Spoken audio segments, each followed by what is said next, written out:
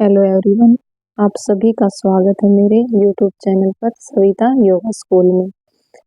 तो मैं आज आपके लिए लेके आई हूँ कि हम योग करते तो हैं, उसके महत्व के बारे में हम जानेंगे कि कब से योग शुरू हुआ, किसने इस योग की शुरुआत की और पहले आदिकाल में किस प्रकार से योग किया जाता था।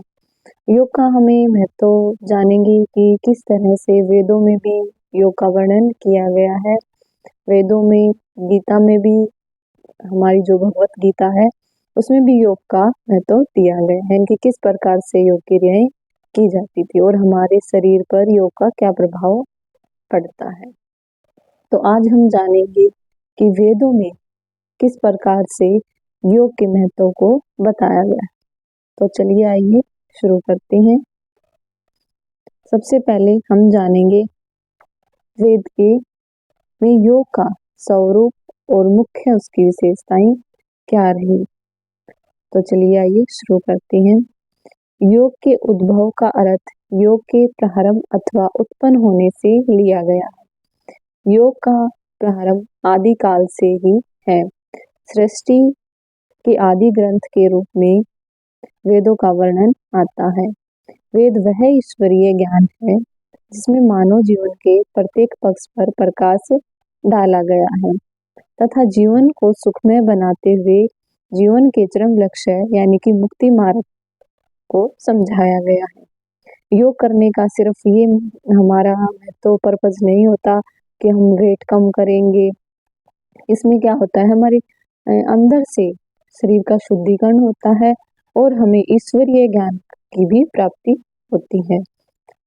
आत्मा और परमात्मा का मिलन होता है, यानी कि हमें धीरे धीरे हम योग साधनाएं जब करना शुरू कर देते हैं तो हमें मुक्ति मार्ग की का उल्लेख होता है। तो चलिए नेक्स्ट रहेगा, इस मुक्ति के मार्ग साधन के रूप में योग मार्ग का उल्लेख किया गया है। ये हमारे कौन से वेद में बताया गया है? ऋग्वेद में। नेक्स्ट रहेगा, वेदों में योग का विकास कर्म, यानी कि किस कर्म से वेदों में योग का विस्तार बताया गया है। वेद संसार के आदि ग्रंथ है, ये सभी जानते हैं। सृष्टि के आरंभ में अग्नि, वायु, आदित्य एवं अंगिरिया नामक ऋषियों ने परमात्मा से प्राप्त प्रेरणा, यानी कि भगवान ने उन लोगों को प्रेरणाएं दी कि आप योग के बारे में आम साधारण लोगों को भी ये शिक्षा दे पाए। प्राप्त प्रेरणा के आधार पर वेदों की रचना की। इसी कारण वेदों को परमात्मा की वाणी की संज्ञा दी जाती है, यानी कि हमें ईश्वर का ज्ञान भी हमें प्राप्त होता है। वेदों में योग विद्या का वर्णन भिन्न भिन्न स्थानों पर किया गया है।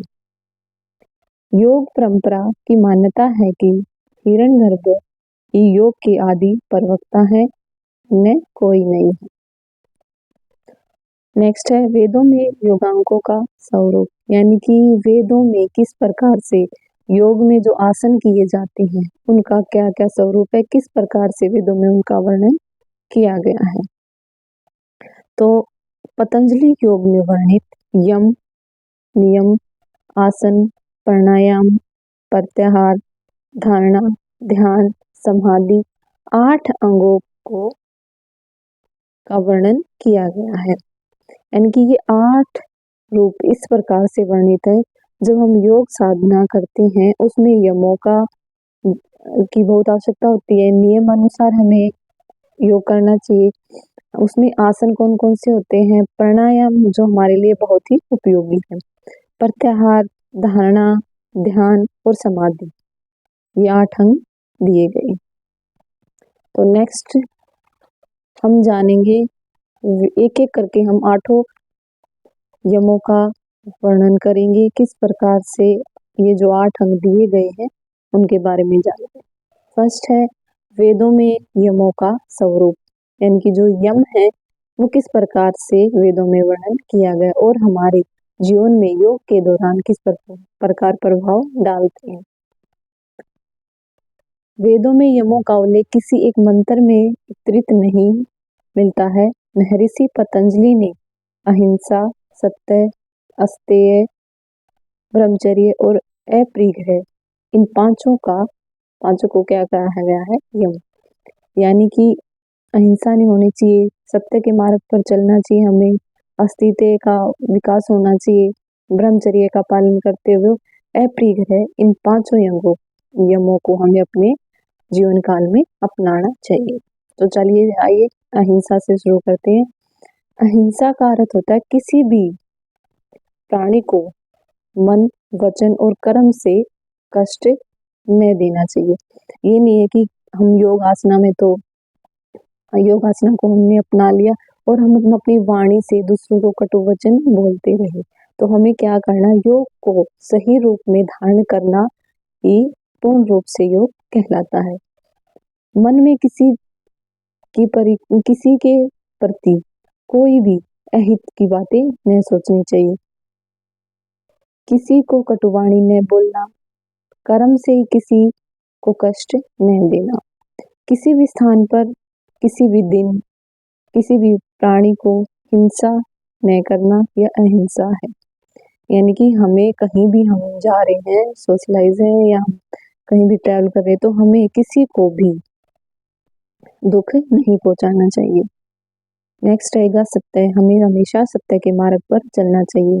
जैसा देखा, सुना, जाना हो वैसा ही शुद्ध भाव मन में हो, वही वाणी में तथा उसी के अनुरूप कार्य हो तो वह सत्य कहलाता है। नेक्स्ट रहेगा दूसरों के प्रति ऐसी वाणी कभी नहीं बोलनी चाहिए जिससे छल कपट हो या कोई भ्रांति पैदा हो। ऐसी वाणी बोलनी चाहिए जिससे किसी प्राणी को दुख न हो, न पहुंचे। दूसरों की हानि करने वाला प्राणी पापमय होने से दुखजनक होती है। यानी कि जब हम किसी को हानि पहुंचाने वाले पापमय कार्य करते हैं तो दूसरों को न जाकर मनुष्य को खुद भी दुखजनक बना देता है। थर्ड हमारा पॉइंट रहेगा अस्तेय। अस्तेय का अर्थ क्या होता है? अस्तेय का अर्थ होता है चोरी न करना। योग हमें सिर्फ हमारे शरीर पर ही प्रभाव नहीं डालता है, हमारे मन मस्तिष्क पे भी प्रभाव डालता है। यानी कि मनुष्य का आचरण किस प्रकार का होगा तो उसके व्यवहार पर भी प्रभाव डालता है योग। अस्तेय का अर्थ होता है चोरी न करना। दूसरों की वस्तु पर बिना पूछे अधिकार नहीं करना चाहिए। अगर हम अधिकार जमाते हो तो क्या कहलाता है? वो एक चोरी ही कहलाता है। दूसरों की वस्तु को प्राप्त करने की मन में लालसा रखना, वो भी एक प्रकार की चोरी ही है। अतः योगी पुरुष को न तो चोरी करनी चाहिए और न ही किसी से करवानी चाहिए। भगवान ने जो कुछ प्रदान किया है उसमें हमें पूर्ण संतुष्ट रहना चाहिए। नेक्स्ट रहेगा ब्रह्मचर्य। वेदों में ब्रह्मचर्य का विस्तार रूप से वर्णन किया गया है। यानी कि हमें ब्रह्मचर्य का पालन करना चाहिए। ब्रह्म शब्द का अर्थ होता है जो बढ़ा हुआ है, वह ब्रह्म, ईश्वर, वेद, तप आदि है। चार धातु जिसे चर्य शब्द बना है, जो गति और भक्षण अर्थ वाली है। अतः ब्रह्मचर्य शब्द का अर्थ हुआ परमात्मा तथा वेद में विचरण करना और हमें प्रिय का भक्षण अर्थात उसे अपने अंदर ही धारण करना चाहिए। ऋग्वेद में क्या कहा गया है कि मंत्रों में वायु के प्रथम 24 वर्ष तक ब्रह्मचर्य धारण करने के लिए ही साधकों को निर्देश दिया गया है। नेक्स्ट यजुर्वेद में भी इसका उल्लेख मिलता है। ब्रह्मचर्य व्रत का पालन करने के लाभ का वर्णन किया गया है, जो मनुष्य की वायु के प्रथम चरण होते हैं। ब्रह्मचर्य का पालन करते हैं तो ही बल पराक्रम को प्राप्त करते हैं और विद्या प्राप्ति के समर्थ हो जाते हैं। ब्रह्मचर्य पालन से साधारण मनुष्य विद्वान उसी दीर्घायु को प्राप्त करते हैं। फिफ्थ रहेगा अपरिग्रह। अपरिग्रह का अर्थ क्या होता है? चारों ओर से इकट्ठा करने का प्रयत्न करना। इसके विपरीत जीवन जीने के लिए न्यूनतम धन, वस्त्र आदि पदार्थों एवं मकान से संतुष्ट होकर जीवन के मुख्य लक्ष्य ईश्वर आराधना करना अपरिग्रह है। यानी कि हमें ये नहीं करना चाहिए कि हम ज़्यादा से ज़्यादा धन इकट्ठा करें, वस्त्र इकट्ठा करें या हम बहुत सारे धन संपत्ति इकट्ठा करें। भगवान ने जितना भी दिया है हमें उसी में संतुष्ट होकर ईश्वर की आराधना करनी चाहिए। हमें ज़्यादा यानी कि भविष्य की उसमें हमें नहीं जीना चाहिए। तो नेक्स्ट रहेगा, जीवन में कुछ भी धन है, वैभव है, भूमि है, मकान है आदि हमें जो प्राप्त है उसका कभी भी अहंकार नहीं करना चाहिए। ईश्वर समय समय पर मनुष्य को चीजें प्रदान करता रहता है, तो हमें उन चीजों पर भी अहंकार नहीं करना चाहिए तथा भौतिक सुख तथा बाह्य सुख के साधनों को की इच्छा भी साधक को नहीं करनी चाहिए। जो योग साधना को प्राप्त करते हैं उन्हें भौतिक चीजों का सुख त्याग कर अपनी योग साधना को पूर्ण रूप से निभाना चाहिए। योग हमारे तन और मन पर बहुत ही प्रभाव डालता है।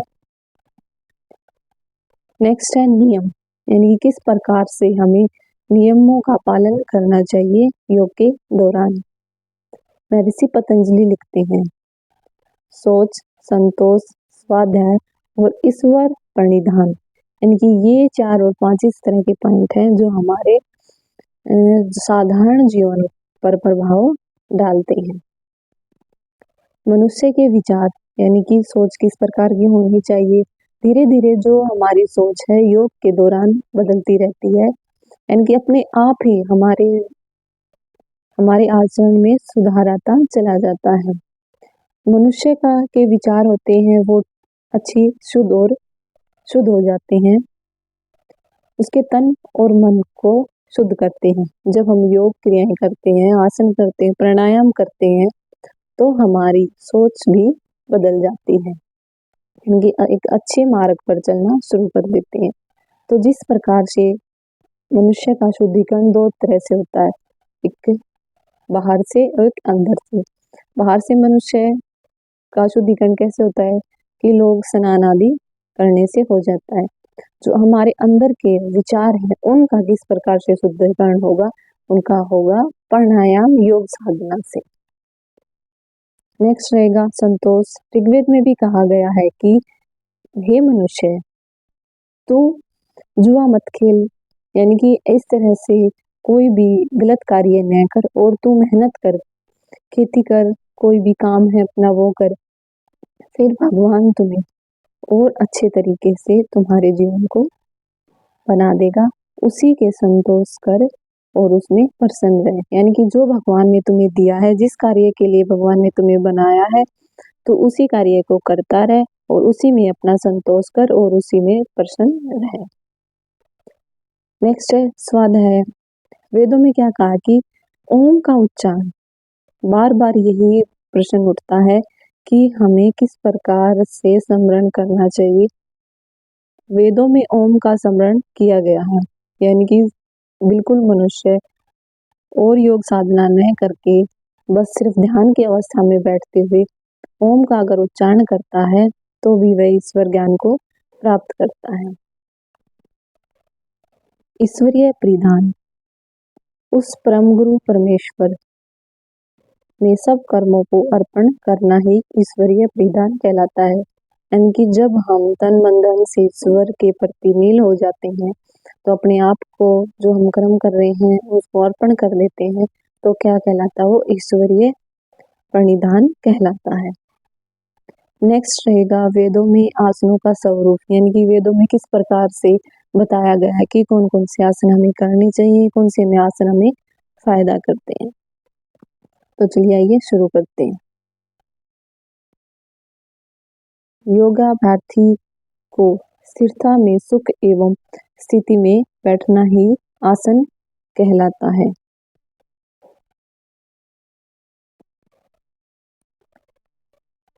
नेक्स्ट रहेगा योगाभ्यासी को स्थिरता में किसी एक स्थिति में बैठना आसन कहलाता है। ऋग्वेद में आसन सिद्ध होने पर साधक के मन स्थिति को अभिव्यक्त करते हुए कहा गया है, आसन पर बैठे हुए मुझ पर ऋतु सत्य साक्षात्कार की कामनाएं आरोह करने लगी हैं तथा हृदय के प्रति उन कामनाओं को ऐसे कहता हूँ जैसे बालक को उसके अंतरंग मित्र बुलाते हैं। यानी कि मनुष्य पर योग आसनाओं का इतना प्रभाव पड़ता है, कितना मेल हो जाता है उनमें कि वो उससे बाहर निकलना बड़ा मुश्किल हो जाता है। यानी कि जिस प्रकार एक बालक के मित्र उसे आवाज लगाते हैं खेलने के लिए, तो और वो कुछ न सुनते हुए सिर्फ उन्हीं की तरफ दौड़ पड़ता है। वेदों में प्राणायाम का स्वरूप किस प्रकार से दिया गया है। ये हमारे दैनिक जीवन में क्रियाएं बहुत ही काम आती हैं। हमें इसका ज्ञान होना बहुत ही जरूरी है। हम कर तो लेते हैं योग क्रियाएं आसन, उसका क्या हमें किस प्रकार से हमें वो हमारे शरीर पर प्रभाव डालते हैं ये भी हम जानेंगे। अष्टांग योग में प्राणायाम का विशेष स्थान है। यानी कि जो अष्टांग योग है उसमें क्या कहा गया कि प्राणायाम का विशेष स्थान है। जो हमारे साधारण मनुष्य है उसे हमें प्राणायाम आसन और ध्यान को ही ज्यादा महत्व दिया गया है।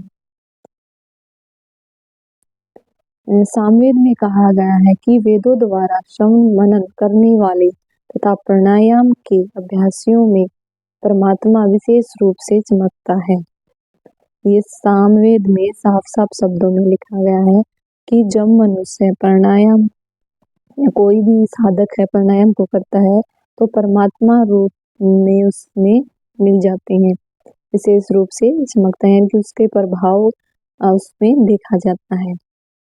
प्राण संयमी योगी शरीर पथ द्वारा भव सागर तैरने का ज्ञान प्राप्त करता है।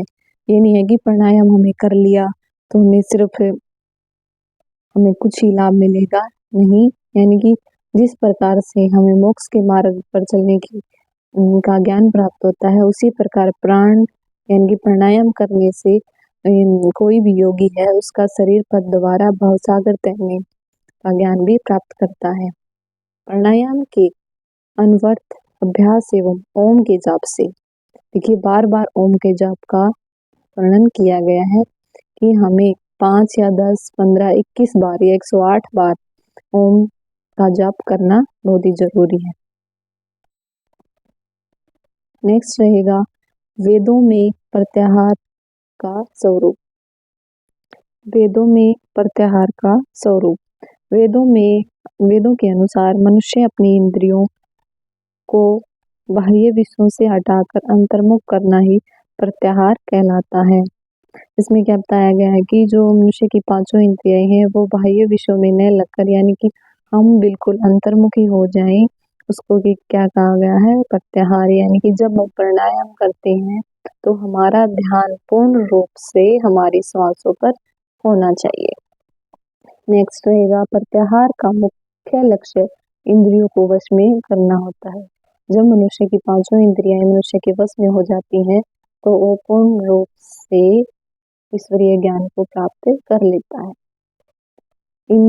इंद्रियां कर्ण हैं जो आंतरिक और बाह्य 2 भागों में विभक्त है। मन बुद्धि चित्त अहंकार क्या है अंतःकरण, यानी कि हमारे अंदर जो प्रवृत्तियां पाई जाती है वो क्या होता है हमारा मन है, बुद्धि है, चित्त है और अहंकार है। 5 ज्ञानेंद्रिय तथा 5 कर्मेंद्रिया बाह्यकर्ण है। बाह्यकर्ण यदि अशो है ये घोड़े के समान है तो मन हमारी क्या है उस पर लगाम है और बुद्धि हमारी क्या है सारथी है एवं शरीर हमारा क्या है एक रथ के समान है। जिस प्रकार से एक घोड़े के रूप में घोड़े को जिस प्रकार से लगाम के द्वारा पकड़ा जाता है, बुद्धि हमारी क्या होती है उसमें सारथी होती है उसको चलाती है और शरीर हमारा एक क्या है एक रथ के रूप को धारण किए हुए है। तो मेन हमारा क्या रहेगा इसमें हमारे मन पर हमें अपने मन पर पूरा कंट्रोल होना चाहिए, तभी हमारा जीवन सुखमय बन सकता है। इस तरह की अहंकार लालसाएं और इस प्रकार से कोई भी बाह्य वस्तुएं हमारे शरीर पर प्रभाव नहीं डालती।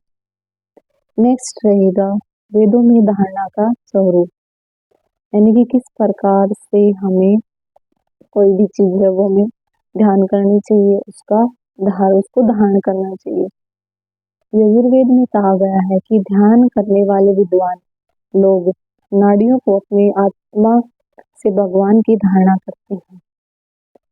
वे विद्वान ज्ञान और आनंद को फैलाते हुए विद्वानों के मध्य प्रशंसा को पाकर परमानंद के भागी होते हैं।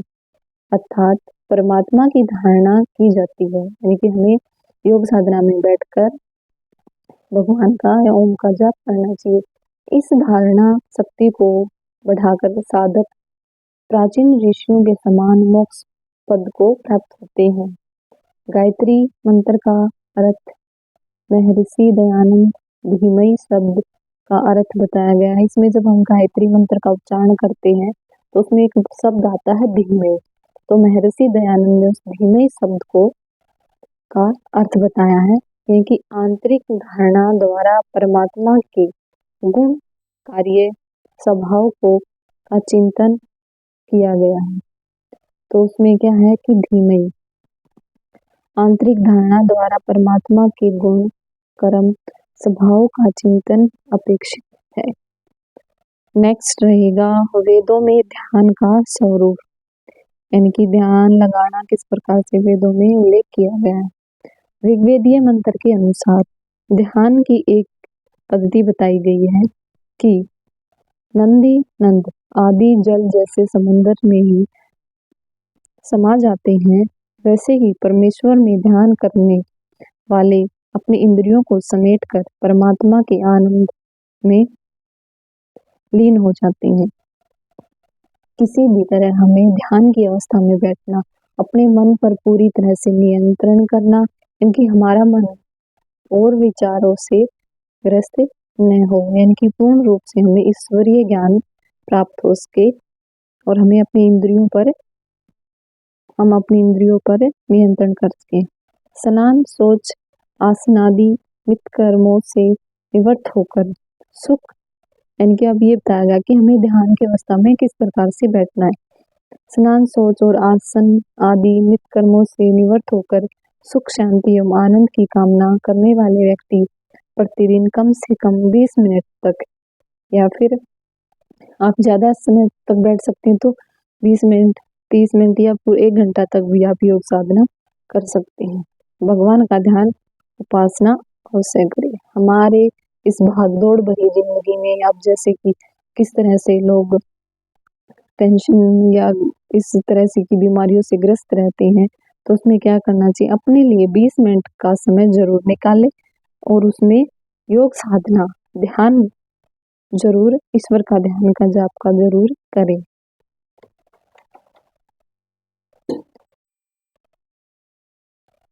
नेक्स्ट रहेगा वेदों में समाधि का स्वरूप। जब साधक ध्यान में जब केवल ईश्वर के स्वरूप या स्वभाव को प्रकाशित करने वाला अपने स्वरूप में शून्य जैसे हो जाता है, क्योंकि जब हम ध्यान की अवस्था में बैठे बैठे बिल्कुल बाह्य विचारों से दूर हो जाते हैं, हमारा शरीर एक शून्य के समान हो जाता है, उसे क्या कहा गया है, समाधि कहा गया है। जैसे मनुष्य जल में डुबकी लगाकर थोड़ा समय भीतर रुका रहता है, यानी जिस प्रकार से मनुष्य जल में प्रवेश करता है और अंदर ही रहता है, बाहर नहीं निकलता, उसी प्रकार जीवात्मा परमेश्वर के आनंद को मगर होकर, यानी कि उसमें लीन होकर समाधि का आनंद लेता है। जैसे हमारे ऋषि मुनि होते हैं, पहाड़ों में हिमालय की चोटियों में जाकर श्रृंखलाओं में बैठकर गुफाओं में मठों में ईश्वरीय समाधि लेते हैं, उसी प्रकार हमें थोड़ा बहुत ध्यान भगवान के ईश्वरीय ध्यान जरूर अवश्य करना चाहिए। नेक्स्ट रहेगा इसका निष्कर्ष, किस तरह से वेदों में इसका उल्लेख प्राचीन काल से ही माना जाता है और अब आधुनिक समय में इसका किस प्रकार से मनुष्य को लाभ प्राप्त होता है। वेद भारतीय संस्कृति एवं ज्ञान विज्ञान के मूल स्रोत हैं। संसार का समस्त ज्ञान वेदों में मिलता है। भारतीय सभ्यता और संस्कृति के इतिहास में वेदों का स्थान अत्यंत महत्वपूर्ण है। प्राचीन काल से भारतीय समाज का व्यक्तित्व जीवन, सामाजिक व्यवस्था एवं राष्ट्रीय संगठन वेदों की दृढ़ आधारशिला पर टिका हुआ है। वेद ही आर्य समाज के जन्मदाता माने जाते हैं।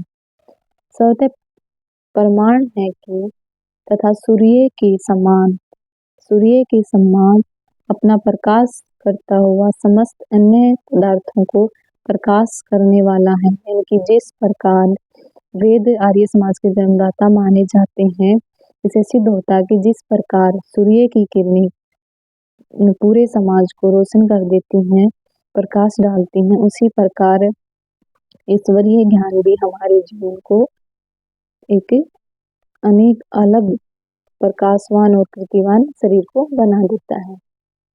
यह सत्य विद्याओं का निधान है तथा इसी के आधार पर अन्य समस्त विद्याओं का विकास हुआ है। नेक्स्ट है उपनिषदों, स्मृति, वेदों, ग्रंथों, दर्शनों तथा पुराणों आदि अन्य ग्रंथों में योग की पर्याप्त प्रशंसा एवं उपलब्ध होती है।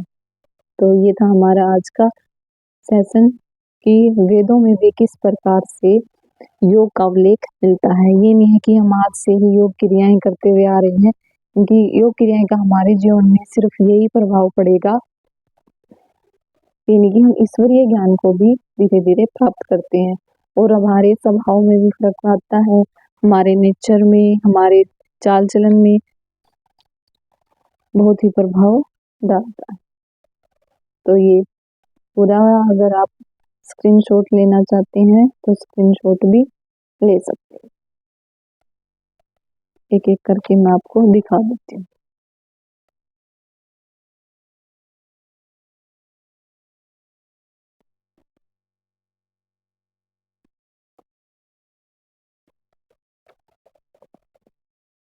योग सिर्फ एक कुछ ही समय की करने वाला एक विधि नहीं है, इसको पूर्ण रूप से समझना और अपने जीवन में अपनाना ही योग कहलाता है, जो हमारे तन, मन और धन को पूर्ण रूप से प्रभावित करता है। जब मनुष्य को ईश्वरीय ज्ञान प्राप्त हो जाता है तो बाह्य आवरण से दूर हो जाता है और एक सत्य के मार्ग पर अपना जीवन बिताता है। तो चलिए फिर नेक्स्ट मिलते हैं किसी और एक नई नॉलेज के साथ। तब तक करें योग, रहे निरोग और योग के बारे में इसी प्रकार से जानने के लिए मुझे कमेंट में बताएं कि आपको कैसे लगा, और भी आपको कुछ जानना हो तो आप कमेंट में लिखकर बता सकते हैं। तो करें योग, रहे निरोग। तो फिर मिलते हैं नेक्स्ट वीडियो में। तब तक मेरे YouTube चैनल को शेयर करना न भूलें, लाइक करें और सब्सक्राइब करें। धन्यवाद।